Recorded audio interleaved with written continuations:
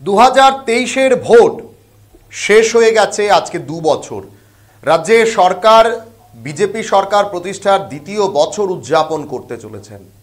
আর 2 বছর পরেও এখনো কানে বাজে 2023-এর নির্বাচনে বিভিন্ন রাজনৈতিক দলগুলোর দেওয়া প্রতিশ্রুতিগুলো। তার মধ্যে তিপ্রামথা যে প্রতিশ্রুতিটা দিয়েছিল তা এখনো রাজ্যের পাহাড় সমতল সমস্ত জায়গায় এই প্রতিশ্রুতি, এই দাবি, এই স্লোগান সকলের কানে বাজবে। গ্রেটার তিপ্রাল্যান্ড 2018 সালে আইপিএফটি জনজাতিদের যে প্রতিশ্রুতি দিয়েছিল তিপ্রাল্যান্ড, সেই দাবিও 5 বছরে পূরণ হয়নি। আইপিএফটি পারেনি সেই প্রতিশ্রুতি রাখতে, আর এটা সম্ভব নয় বলেই মনে করেন রাজনৈতিক মহল। তিপ্রাল্যান্ড কিংবা তার আগে আরো একটা শব্দ জুড়ে দিয়ে গ্রেটার তিপ্রাল্যান্ড, এটা কোনোভাবেই সম্ভব নয়। তাহলে অন্য আরেকটা রাজ্য তৈরি করতে হবে, অর্থাৎ এই ত্রিপুরাকে ভাগ করে দুটো রাজ্য তৈরি করা, এই প্রক্রিয়া কি সম্ভব? বিজেপি সরকার বারবার রাজ্যের মানুষকে এটাই বলছেন যে জনজাতিদের উন্নয়নে তারা কাজ করছেন, এবং সেই লক্ষ্যে রাজ্যের মুখ্যমন্ত্রী কিংবা দেশের প্রধানমন্ত্রী জনজাতিদের উন্নয়নের জন্য বাজেট বৃদ্ধি থেকে শুরু করে একাধিক কাজ কিন্তু তারা করে যাচ্ছেন। কিন্তু তারপরেও তিপ্রামথার এই গ্রেটার তিপ্রাল্যান্ড দাবি কতটা পূরণ হবে সেটা কিন্তু প্রশ্নচিহ্নের মুখে ছিল। যদিও গ্রেটার তিপ্রাল্যান্ড এই স্লোগানে ভোট বৈতরণী পার করেছিল 2023-এর তিপ্রামথা। আরও একবার আপনাদের জানিয়ে রাখছি, 2023-এর যে স্লোগান, সেই স্লোগানের পর 2028-এর জন্য রণনীতি নিচ্ছে মথা। 23-এর মতো করেই রণনীতি সাজাতে চাইছে 28-এর জন্য। তাহলে প্রশ্ন উঠছে, আরো একবার কি জনজাতিদের বোকা বঞ্চিত করার চেষ্টা করা হচ্ছে কি? এই প্রশ্নটা কিন্তু এবার উঠবে। 2023-এর প্রস্তুতি, 2023-এর স্লোগান যখন কার্যকরী হচ্ছে না, 2028-এ একই স্লোগান নিয়ে মাঠে নামতে চাইছে প্রদ্যুৎ মাণিক্য। 2028-এ একই স্লোগান নিয়ে নামার ঘোষণা তিনি করেছেন। তিনি বলেছেন এখন হয়তো সময়টা সঠিক নয়, 2028-এ আরো একবার সময় আসছে, আরো একবার এই স্লোগান নিয়ে তারা মাঠে ময়দানে নামবেন, এমনটা ইঙ্গিত কিন্তু দিয়েছেন প্রদ্যুৎ মাণিক্য। একেবারে প্রকাশ্য সভা মঞ্চে 2023-এর যে গ্রেটার তিপ্রাল্যান্ডের ডাক দিয়েছিলেন, সেই দাবি, সেই স্লোগান কার্যকরী বাস্তবে না হলেও 2028-এর জন্য আরো একবার একই লক্ষ্য স্থির করতে চাইছেন প্রদ্যুৎ মাণিক্য। তিনি বলেছেন এখন হয়তো সময়টা ঠিক নয়, 2028-এ আরো একবার ওনাদের কাছে সময় আসবে, আরো একবার ওনারা মাঠে নামবেন। ঠিক কি বলেছেন প্রদ্যুৎ মাণিক্য শোনাবো আপনাদের। आज किसी ने बोला मीडिया में तिप्रालैंड क्यों नहीं बोल रहा, मैं बोल रहा हूं ग्रेटर तिप्रालैंड। आज शायद टाइम राइट नहीं है, शायद, लेकिन अगर आज हम लोग एक रहा तो 2028 में फिर से हमारा पास एक बार एक मौका मिलेगा। और आप लोग बेवकूफ नहीं हैं, आप लोग बेवकूफ नहीं, आप लोग सब जानता है क्या राइट है क्या गलत है। मतलब कि आज किसी ने बोला मीडिया में तिप्रालैंड क्यों नहीं बोल रहा, मैं बोल रहा हूं ग्रेटर तिप्रालैंड। आज शायद टाइम राइट नहीं है, शायद, लेकिन अगर आज हम लोग एक रहा तो 2028 में फिर से हमारा पास एक बार एक मौका मिलेगा। और आप लोग बेवकूफ नहीं हैं, आप लोग बेवकूफ नहीं, आप लोग सब जानता है क्या राइट है क्या गलत है। मतलब कि आज किसी ने बोला मीडिया में तिप्रालैंड क्यों नहीं बोल रहा, मैं बोल रहा हूं ग्रेटर तिप्रालैंड। आज शायद टाइम राइट नहीं है, शायद, लेकिन अगर आज हम लोग एक रहा तो 2028 में फिर से हमारा पास एक बार एक मौका मिलेगा। और आप लोग बेवकूफ नहीं हैं, आप लोग बेवकूफ नहीं, आप लोग सब जानता है क्या राइट है क्या गलत है। मतलब कि आज किसी ने बोला मीडिया में तिप्रालैंड क्यों नहीं बोल रहा, मैं बोल रहा हूं ग्रेटर तिप्रालैंड। आज शायद टाइम राइट नहीं है, शायद, लेकिन अगर आज हम लोग एक रहा तो 2028 में फिर से हमारा पास एक बार एक मौका मिलेगा। और आप लोग बेवकूफ नहीं हैं, आप लोग बेवकूफ नहीं, आप लोग सब जानता है क्या राइट है क्या गलत है। मतलब कि आज किसी ने बोला मीडिया में तिप्रालैंड क्यों नहीं बोल रहा, मैं बोल रहा हूं ग्रेटर तिप्रालैंड। आज शायद टाइम राइट नहीं है, शायद, लेकिन अगर आज हम लोग एक रहा तो 2028 में फिर से हमारा पास एक मौका मिलेगा। और आप लोग बेवकूफ नहीं हैं, आप लोग बेवकूफ नहीं, आप लोग सब जानता है क्या राइट है क्या गलत है। मतलब कि आज किसी ने बोला मीडिया में, टिप्रालैंड क्यों नहीं बोल रहा, मैं बोल रहा।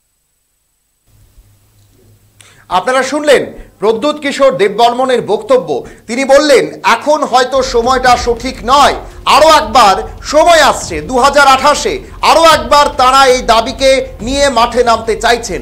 তাহলে 2023-এর দাবিটা কি হলো? 2023-এ এই প্রদ্যুৎ কিশোর দেববর্মন বারবার বলেছিলেন দাবি পূরণ না হওয়া পর্যন্ত তিনি তার আন্দোলন চালিয়ে যাবেন। আন্দোলন তো চালালেন, বরং তিনি হঠাৎ করে দিল্লির ফোন পেয়ে দিল্লি গিয়ে সরকারে যোগদান করে নিলেন। কিন্তু প্রশ্ন হলো যে অ্যাকর্ড সাইন করা হলো, সে অ্যাকর্ডের কি হলো? যে অ্যাকর্ড সাইন করা হলো সে অ্যাকর্ডের কি পরিপ্রেক্ষিত রয়েছে, বা কেনই বা প্রদ্যুৎ কিশোর দেববর্মন আরও একবার একই দাবি নিয়ে এইটা করতে চাইছেন, 2028-এর জন্য আরও একবার লক্ষ্য স্থির করলেন? কোথাও কি রাজ্যে এই রাজনীতিটা বিভাজনের রাজনীতি যেটা করতে চাইছেন প্রদ্যুৎ মাণিক্য, যেটা কখনোই সম্ভব নয়, অন্তত ত্রিপুরা রাজ্যে বিভাজনের রাজনীতি কোনোভাবেই সম্ভব হবে না বা বিভাজন করা সম্ভব হবে না, সেটা বুঝতে পরকে পারছেন প্রদ্যুৎ মাণিক্য। তারপরেও ঠিক একইভাবে 2028-এর জন্য একই দাবি নিয়ে লক্ষ্য স্থির করছেন। কতটা সাকসেস পাবেন, কতটা সাফল্য আসবে প্রদ্যুৎ মাণিক্যের ঝুলিতে, এটাও কিন্তু বড় প্রশ্ন। আরো একবার 2028-এর ভোট বৈতরণী পার করার চেষ্টায় রয়েছেন প্রদ্যুৎ মাণিক্য। একই দাবি একই স্লোগান নিয়ে ভোট বৈতরণী পার করতে পারবেন কি 2028-এর ভোটে? কি বলছেন বাম নেতা পবিত্র কর? প্রদ্যুৎ কিশোর মাণিক্যের আরো একবার গ্রেটার ত্রিপুরাল্যান্ডের দাবি 2028-এর জন্য স্থির করে দেওয়া নিয়ে পবিত্র কর কি বলছেন বাম নেতা, শোনাবো আপনাদের।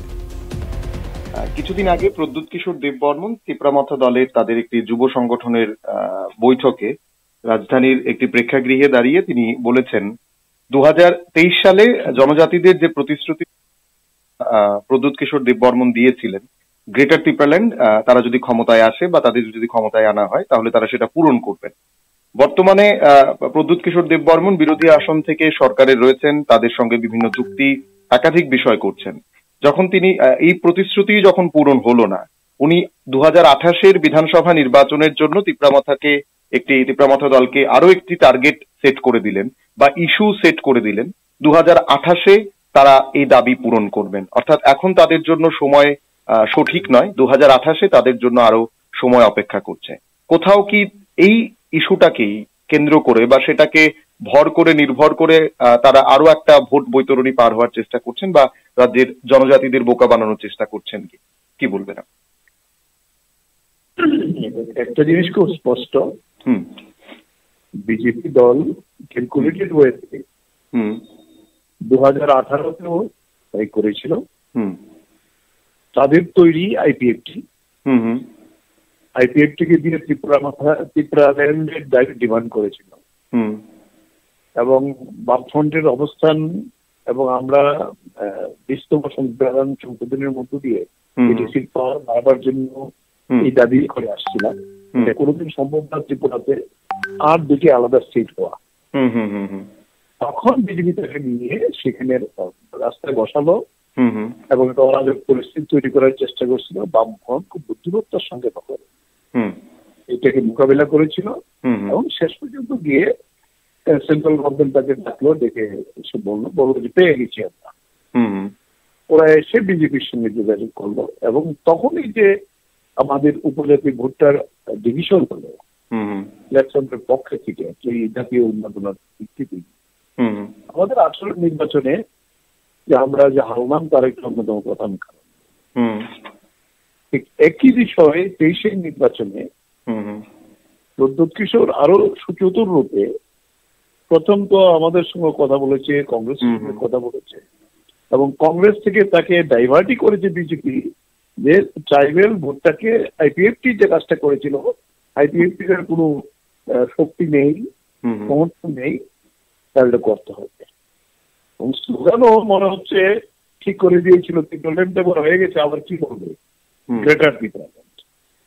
এখন পর্যন্ত কোনো ডেফিনেশন গ্রেটার ত্রিপুরাল্যান্ডের কোন এরিয়া হবে কি হবে এটা প্রদ্যুৎ কিশোর নিজেও বলছে না, সে নিজেও জানে এটা কোনোদিন সম্ভব হবে না। এবং এই বলে সেখানে বার্গেনিং তো কংগ্রেসের সঙ্গে করেছে, বার্গেনিং আমাদের সঙ্গে করেছে বিজেপিকে হারানোর জন্য।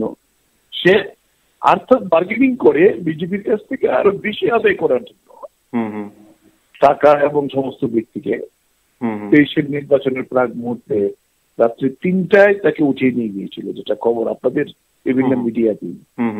গুয়াহাটিতে নিয়ে গেল, সেখানে মোল্ডিং হলো এবং তারপর দিল্লি নিয়ে গেলে চুক্তি হলো তারা 20টি জায়গায় সিট দেবে ট্রাইবেল এলাকাতে, তারপরেও আরো 22টি আসনে। তখনই বোঝা গিয়েছিল এই ভোটের ডিভিশনটা না করতে পারলে কংগ্রেস বামফ্রন্টের যে জোট হয়েছে তাকে আটকানো যাবে না। এটা অঙ্ক তো পরিষ্কার। জিতলো ভোটে, জিতার পরে তার যে বাহানা, প্রচুর এদের লোকেরাই তো এখন বলছে প্রচুর টাকার লেনদেন হয়েছে, তারাও নিজেরা জানে না প্রদ্যুৎ কিশোরের সঙ্গে। প্রদ্যুৎ কিশোর এদেরকে সামনে রেখে টোটাল বার্গেনিংটা করলো, ঠিক সেম বার্গেনিং করলো লোকসভাতে।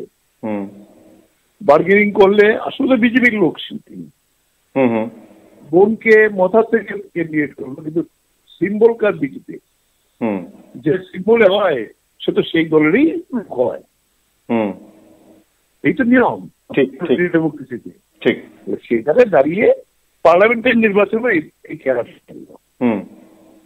বলে এই জায়গায় দাঁড়িয়ে এখন দেখছে যতই চুক্তি কিন্তু চুক্তির আসল বিষয় তো এটা নাই। কোথাও কি গ্রেটার ত্রিপুরাল্যান্ডের কথা চুক্তিতে করলো, প্রকাশিত হয়েছে তা তো কিছু নেই। বলে এই জায়গায় দাঁড়িয়ে আবার বার্গেনিং পাওয়ার করার জন্য 2028-কে টার্গেট করছে, আর কিছুই না। তবে যত কিছুই টার্গেটের করুক না কেন, তিনি ধরা পড়ে গেছেন। উপজাতি এলাকাতে মানুষ যারা বিভ্রান্ত হয়েছিল এই জাতিগত উন্নয়ন হতে, তারা বুঝতে পেরেছে প্রদ্যুৎ কিশোর নেই। তবে একটা যুব অংশের মধ্যে এখনো কিছু তার প্রভাব রয়ে গেছে, বোঝা যায়। ওদিন তো কনভেনশন করলো বিভিন্ন জায়গাতে, কিন্তু আবার পাল্টা প্রতিরোধ হয়েছে আমার সাথে। সেই জায়গায় দাঁড়িয়ে ত্রিপুরার মানুষ বিজেপিকে প্রতি মুহূর্তে এখন চাইছে যত তাড়াতাড়ি সম্ভব সরুক। এই জায়গায় দাঁড়িয়ে আমরা বলবো হ্যাঁ, উনি এই বার্গেনিং করার চেষ্টা করছেন, এটা করে যাক। প্রদ্যুৎ কিশোরের যে ফ্যামিলি স্ট্যাটাস, বরাবর তারা বাম বিরোধী, কংগ্রেস, ওনার বাবা ছিলেন, ওনার মা মিনিস্টার ছিলেন, এমপি ছিলেন। ফলে সেই জায়গায় দাঁড়িয়ে এই ভূমিকার জন্যই উনাকে রাখা হয়েছে, যে ডাইরেক্টলি পার্টিতে ঢুকিয়ে দিলে হয়তো সেই উপজাতিদের মধ্যে বিজেপি সেই ভিত্তি তৈরি করতে পারবে না, বরং উল্টো হবে। তাই তাকে রেখে তাকে দিয়ে যাতে উপজাতি ভোটের মধ্যে ডিভিশন তৈরি করা যায়, এটা 28-এর কথা এখানেই বলছে। তবে 28 আস্তে আস্তে ধরেন সময় আছে তো, আরো নিঃশেষ হয়ে যাবে। এটাই রাজনীতি বলে, এটা ত্রিপুরার বর্তমান সিচুয়েশন, এবং এরপরে আরো বেশি খারাপ হবে বিজেপির অবস্থা এবং প্রদ্যুৎ কিশোরের অবস্থা, এটা আমরা নিশ্চিত।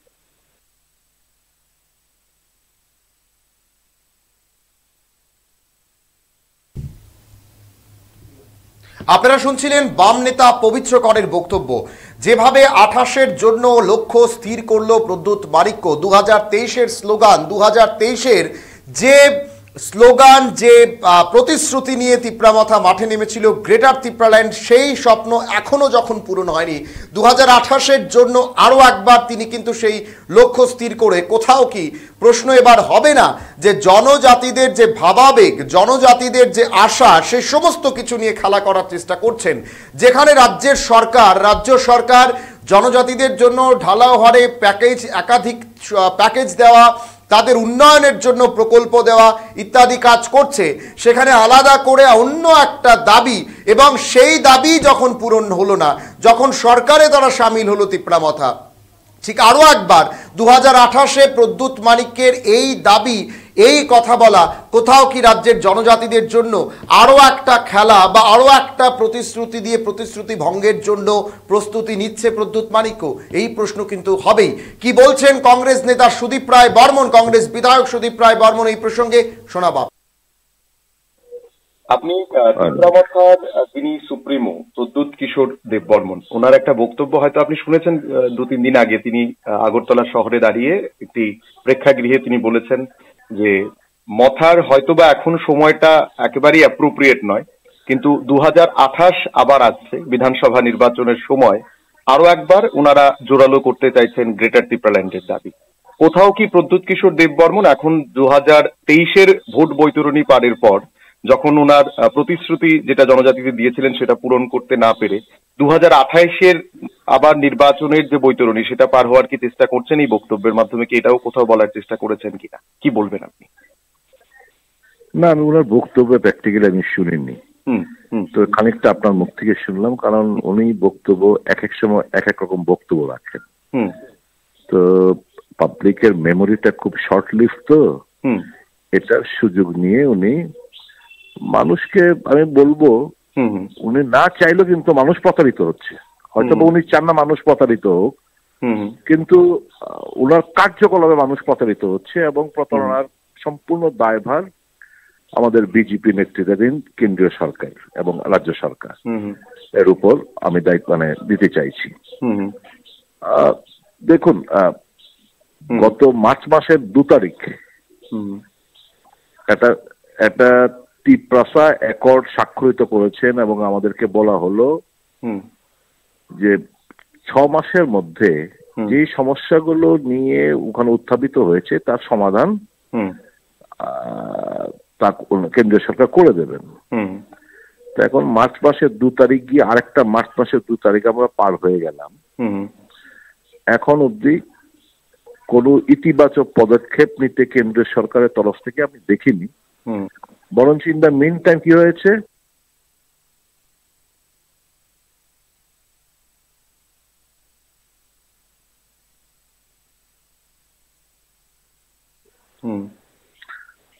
যারা এই রাজ্যের জনগণ প্রকৃত অর্থে যাদের হাতে বিরোধিতা করার দায়িত্ব সঁপে দিয়েছিল, আমরা দেখলাম চট করে তারা বিরোধী আসন থেকে, গোটা বিরোধী আসন থেকে পুরোটা পার্টি শাসক গোষ্ঠীর মধ্যে নাম লিখিয়েছেন।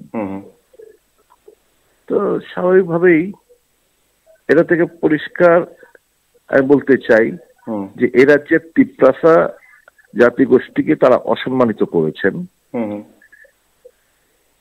ত্রিপ্রাসা জাতিগোষ্ঠী চেয়েছিল একটা স্ট্রং, একটা কনস্ট্রাকটিভ অপোজিশন হিসেবে ত্রিপুরামথাকে দেখতে চেয়েছিল, কিন্তু তারা ক্ষমতা থেকে দূরে থাকতে চাননি, তারা গেছে। তারপরে গিয়ে যদি এই জিনিসটা হতো, ত্রিপ্রাসা মানুষের উপকার করতে পারতেন, আমার কোনো আপত্তি থাকতো না। কিন্তু আমরা দেখলাম 2020 5ই মার্চ পার্লামেন্টে এই 6 শিডিউল অ্যামেন্ডমেন্ট বিল উত্থাপিত হয়েছে 5ই মার্চ। আগামীকাল 5ই মার্চ 5 বছর পূর্তি হবে। একটা বিল পার্লামেন্টে উত্থাপিত হওয়ার পর 5 বছর লাগে এটা পাশ করতে। আমরা কোন দেশে বসবাস করছি? আসল কথা হচ্ছে সদিচ্ছার অভাব। বিজেপি নেতৃত্বাধীন সরকারের ত্রিপ্রাসা জাতিগোষ্ঠীর হাতে ক্ষমতা যাক, তারা সোশিও পলিটিক্যাল এবং ইকোনমিক্যাল এম্পাওয়ার্ড হোক, এটা বর্তমান কেন্দ্রীয় সরকার চায় না, রাজ্য সরকার চায় না। এবং এই খেলার মধ্যে ত্রিপুরামথা পড়ে গেছে। এখন তাদের কাছে প্রাধান্য দাঁড়িয়েছে পাওয়ার, মানি, মস্তি। পাওয়ার, মানি এবং এ দুটো থাকলে মস্তি করা যায়। They are enjoying life. And Tiprasa জাতিগোষ্ঠী, they are weeping, they are crying, nobody stands beside them. কেউ তাদের সঙ্গে পাশে থাকে না। তো এই সমস্ত কথা বলে, যেহেতু মানুষের মেমোরিটা শর্ট লিভড, খুব অল্প দিনের মধ্যে মানুষ ভুলে যায়।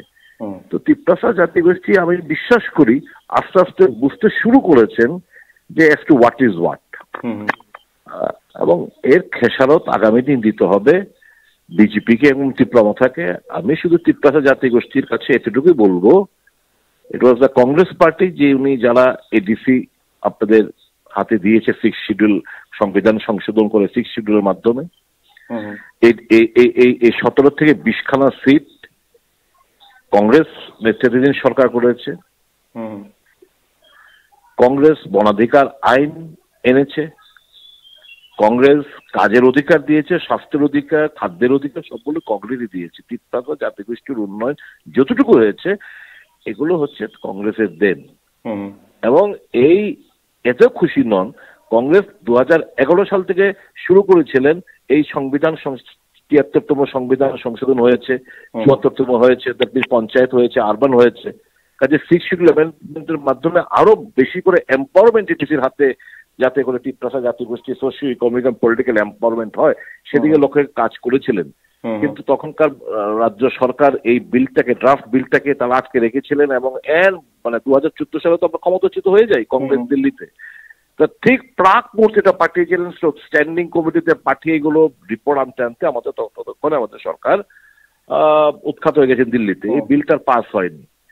তারপর অনেক জলগুলো হচ্ছে, আমরা কংগ্রেস লেগে রয়েছি, বিভিন্ন সময় দিল্লি ধর্ণা দিয়েছি, রাস্তাঘাট ময়দানে, বিধানসভার ভেতরে, পার্লামেন্টের মধ্যে আমাদের ডেপুটি লিডার বোরস গোগোই উত্থাপন করেছে, বারংবার উত্থাপিত হয়েছে যে এই 125th অ্যামেন্ডমেন্ট বিলটা পাস করো, যাতে করে অন্তত এই তিপ্রাসা জাতিগোষ্ঠীর হাতে আরো অধিক ক্ষমতা, আরো অধিক অর্থ, আরো আরো সামাজিক ভাবে তারা তাদের মর্যাদা সুরক্ষিত রাখতে পারে, সেগুলো নিয়ে কংগ্রেস বাগাগোড়াই লেগে রয়েছে। কিন্তু কই এখন অব্দি তো ইতিবাচক কোনো কিছু আমরা দেখতে পাচ্ছি না। তো আমাদের আগামী দিনেও আমাদের এই দাবির প্রেক্ষিতে আমাদের আন্দোলন চলবে, এবং পার্লামেন্টেও যাতে এই বিলটা পাস করা হয়, আমাদের মেম্বার অফ পার্লামেন্টও চেপে ধরবে বর্তমান কেন্দ্রীয় সরকারকে। কিন্তু প্রদ্যুৎ কিশোর দেববর্মা কিংবা তিপ্রামথা কি চাইছে, তাদের স্পেসিফিক ডিমান্ড আর constitutional solution 125th amendment bill, এটা তো একটা কনস্টিটিউশনাল সলিউশন। যখন এটা অ্যামেন্ডমেন্ট হবে, পাস হবে, এটা তো কনস্টিটিউশন সলিউশন। তো তুমি তো খোলাসা করে বলছো না তুমি কি চাইছো, সংবিধান যে সলিউশনটা কি চাইছো, 1, 2, 3, 4 এইগুলো তো কোনো কিছু সব ধোঁয়াশার মধ্যে রেখে শুধু নির্বাচনী বৈতরণী পার হওয়ার জন্য 2028-এর কথা যদি বলে থাকেন, ভুল করলেন। কিছুদিনের মধ্যেই দেখুন 6-7 মাসের মধ্যেই তিপ্রামথার এবং বিজেপি ছেড়ে একটা বিশাল অংশের ইউথ এবং নেতৃত্ব তারা কংগ্রেস দলে যোগদান করতে চলেছেন। We are in constantly touch with them এবং দে আর মোস্ট ওয়েলকাম। এবং আমি অনুরোধ করব সকলের আপনাদের চ্যানেলের মাধ্যমে, তিপ্রাসা জাতিগোষ্ঠীর যারা ইউথ আছে, আর কতবার রে বাবা তোমরা তোমাদেরকে तुम लोग बेवकूफ बन रहे हो, ये लोग बेवकूफ बनाने में माहिर है, अपना भविष्य के बारे में सोचो और आओ हाथ पे हाथ कांग्रेस के हाथ को मजबूत करो, ताकि आप लोगों का डिमांड, तुम्हारा डिमांड हम लोग दिल्ली से छीन के ला सकते हैं। দাদা একটা জিনিস আরেকটু ছোট্ট করে আপনার থেকে জানতে চাইবো, প্রদ্যুৎ কিশোর দেববর্মন একটা বিভাজন কোথাও করতে চাইছেন। উনি এতদিন ধরে রাজ্য,